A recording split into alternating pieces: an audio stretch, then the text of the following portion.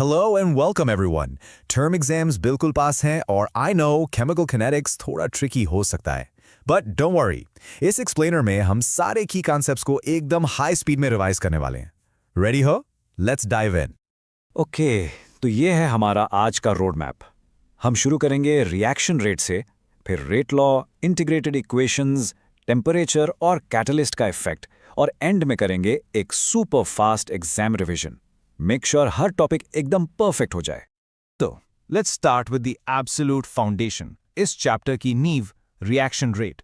अगर आपने इस कॉन्सेप्ट को अच्छे से समझ लिया ना, तो आगे सब कुछ बहुत इजी लगेगा। चलो देखते हैं ये है क्या। बिल्कुल सिंपल भाषा में रेट ऑफ रिएक्शन का मतलब है कि कोई रिएक्शन कितनी फास्ट हो रही है, मतलब एक पर्टिकुलर टाइम में रिएक्टेंट या प्रोडक्ट के कॉन्सेंट्रेशन में कितना चेंज आया। जैसा कि आप फॉर्मूला में देख सकते हैं, it's simply change in concentration divided by change in time. और इसे याद रखने का सबसे आसान तरीका, ये सिंपल सी मेमोरी ट्रिक। बस इतना याद रखो, rate equals speed of reaction. That's it. Exam में कोई कंफ्यूजन नहीं होगा। अब रेट दो तरह के होते हैं, एवरेज एंड इंस्टेंटेनियस। इसे ऐसे समझो जैसे आपकी कार ट्रिप की एवरेज स्पीड, और दूसरी तरफ वो स्पीड जो आपकी स्पीडोमीटर पे अभी इसी वक्त दिख रही है। So average is over a time interval and instantaneous is at one specific moment. चलो, अब जब हमें रिएक्शन रेट समझ आ गया है, let's look at the rules जो इसको गवर्न करते हैं। यहां से केमिकल काइनेटिक्स का थोड़ा मैथमेटिकल साइड शुरू होता है। यह है रेट लॉ। ये एक ऐसी इक्वेशन है जो हमें बताती है कि रिएक्शन का रेट रिएक्टेंट्स की कॉन्सेंट्रेशन पर कैसे डिपेंड करता है। यहाँ K है रेट कांस्टेंट, जो हर रिएक्शन के लिए एक पर्टिकुलर टेम्परेचर पे स्पेसिफिक होता है। और ये जो पावर्स हैं M और N, इन्हीं को हम कहते हैं order of the reaction. Now ये एक सुपर इंपॉर्टेंट पॉइंट है।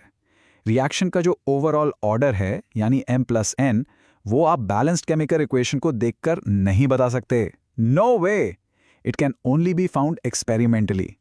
ये इस चैप्टर की सबसे जरूरी बातों में से एक है। और ये स्लाइड, ये एक बहुत ही कॉमन एग्जाम क्वेश्चन है। ऑर्डर और मॉलिक्यूलैरिटी में क्या डिफरेंस है? हमेशा याद रखो, ऑर्डर एक एक्सपेरिमेंटल वैल्यू है जो 0 भी हो सकती है या फ्रैक्शन में भी, लेकिन मॉलिक्यूलैरिटी एक थियोरेटिकल कॉन्सेप्ट है जो हमेशा एक होल नंबर होता है और सिर्फ सिंगल स्टेप रिएक्शंस के लिए अप्लाई होता है। सारी कंफ्यूजन दूर करने के लिए ये एक पावरफुल वन लाइनर याद कर लो। ऑर्डर आता है एक्सपेरिमेंट से और मॉलिक्यूलैरिटी आती है मैकेनिज्म से।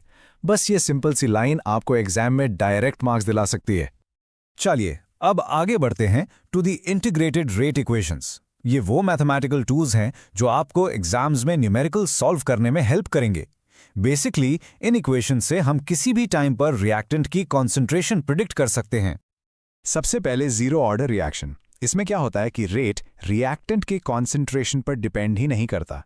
इसकी इंटीग्रेटेड रेट इक्वेशन है A = A initial - KT। और हाँ, ये जरूर याद रखना कि इसकी हाफ लाइफ इनिशियल कॉन्सेंट्रेशन पर डिपेंड करती है। और अब इस चैप्टर का star of the show, the first order reaction. इस चैप्टर के ज्यादातर न्यूमेरिकल प्रॉब्लम्स इसी टॉपिक से आते हैं। ये फॉर्मूला एकदम रट लो, K = 2.303/T into log of initial concentration upon final concentration। और ये है फर्स्ट ऑर्डर रिएक्शन की सबसे यूनिक प्रॉपर्टी। इसकी हाफ लाइफ होती है 0.693 डिवाइडेड बाय K। नोटिस किया, इस इक्वेशन में इनिशियल कॉन्सेंट्रेशन कहीं नहीं है। ये एक बहुत ही कॉमन MCQ है, so make sure you remember this की पॉइंट। इसकी इंपॉर्टेंस याद रखने के लिए बस ये कैची फ्रेज दिमाग में रखो, first order is the king of numericals. इसके बेस्ड पर खूब सारे प्रॉब्लम्स जरूर प्रैक्टिस करना। कभी कभी कोई रिएक्शन दिखने में हायर ऑर्डर की लगती है, पर एक्चुअली फर्स्ट ऑर्डर की तरह बिहेव करती है। ऐसा तब होता है जब एक रिएक्टेंट बहुत ही लार्ज एक्सेस में प्रेजेंट हो। इसके दो क्लासिक एग्जाम्पल्स जो आपको पता होने ही चाहिए, एसिड हाइड्रोलाइसिस ऑफ एस्टर्स और inversion of cane sugar. Okay, अब तक हमने सिर्फ कॉन्सेंट्रेशन पर फोकस किया। अब थोड़ा गियर शिफ्ट करते हैं। लेट्स सी कि टेम्परेचर और एनर्जी रिएक्शन की स्पीड को कैसे अफेक्ट करते हैं। ये है ए फेमस अरेनियस इक्वेशन। ये equation mathematically rate constant K को टेम्परेचर T से जोड़ती है। सिंपल टर्म्स में ये बताती है कि जैसे जैसे हम टेम्परेचर बढ़ाते हैं, रेट कांस्टेंट कैसे इंक्रीज होता है। और इसी इक्वेशन से निकलता है ये ग्राफ, जब हम natural log of k versus 1/t का प्लॉट बनाते हैं तो हमें एक स्ट्रेट लाइन मिलती है और इस लाइन का जो स्लोप होता है वो होता है -EA/r। इस ग्राफ की हेल्प से हम एक्सपेरिमेंटली एक्टिवेशन एनर्जी कैलकुलेट कर सकते हैं। तो आखिर ये एक्टिवेशन एनर्जी है क्या? इसे एक एनर्जी हिल की तरह सोचो, एक पहाड़ जिसे रिएक्टेंट्स को चढ़ना पड़ता है प्रोडक्ट्स बनने के लिए। ये पहाड़ जितना ऊंचा होगा यानी EA जितनी ज्यादा होगी, रिएक्शन उतनी ही स्लो होगी। और अब आते हैं इस चैप्टर के आखिरी पीस ऑफ द पजल पर, एक कैटलिस्ट का इफेक्ट। आखिर एक कैटलिस्ट करता क्या है और वो रिएक्शन की स्पीड को कैसे बढ़ा देता है? एक कैटलिस्ट दो काम करता है। पहला, वो एक्टिवेशन एनर्जी को कम करता है और दूसरा, इससे रिएक्शन रेट बढ़ जाता है। और सबसे इंपॉर्टेंट एक चीज जो वो बिल्कुल नहीं करता है वो है रिएक्शन के इक्विलिब्रियम को चेंज करना। ये कॉमन एग्जाम ट्रैप है, सो बी वेरी केयरफुल। इससे याद रखने का बेस्ट तरीका है ये सिंपल सी एनालॉजी। एक कैटलिस्ट रिएक्शन के लिए एक शॉर्टकट पाथ प्रोवाइड करता है। वो एक अलग रास्ता देता है जिसकी एनर्जी कम होती है, जिससे रिएक्टेंट्स आसानी से प्रोडक्ट्स में कन्वर्ट हो जाते हैं। और इसी के साथ हमने केमिकल काइनेटिक्स के सारे कोर कंसेप्ट्स कवर कर लिए हैं। अब टाइम है एक फाइनल रैपिड फायर रिवीजन का, ताकि सब कुछ आपके दिमाग में एग्जाम के लिए लॉक हो जाए। ये स्लाइड पूरे चैप्टर का लॉजिकल फ्लो दिखाती है।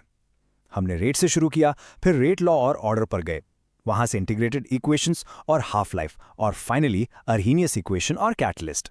देखा सब कुछ कैसे एक दूसरे से जुड़ा हुआ है।